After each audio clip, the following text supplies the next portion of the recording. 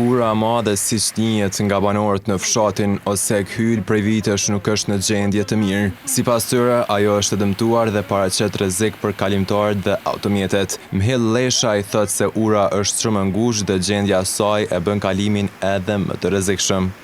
Ai shton se institucionet duhet të ndërhyjnë sa më shpejt pasi ura rrezikon të shembet nëse nuk merret masa. A shkon 2 vite si nuk e prit, kjo është shembull se pesha rana ka kranon. Edhe është ura shumë e ngushtë, shumë e ngushtë, tepër për nxonca. Bile njërin ka 1 metër më shtyllën e një ka nëna, bile 2 metrash.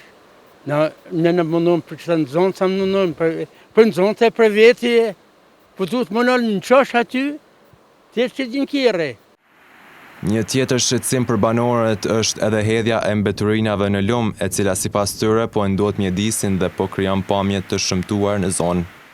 Borlogi e gjujnë, kusht mundet i gjujnë të na. E vinë për slektit, i shpatin kështu.